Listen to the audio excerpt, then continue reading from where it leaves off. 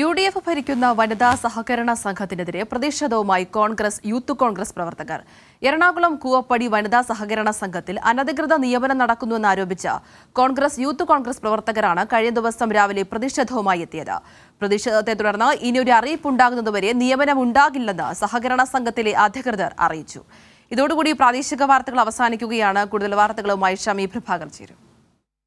UDF ഭരിക്കുന്ന കൂവപ്പടി വനിതാ സഹകരണ സംഘത്തിൽ അറ്റൻഡർ തസ്തികയിലേക്കുള്ള നിയമനത്തിലാണ് ക്രമക്കേട് നടന്നതെന്നാണ് യൂത്ത് കോൺഗ്രസ് പ്രതിഷേധക്കാർ ആരോപിക്കുന്നത്.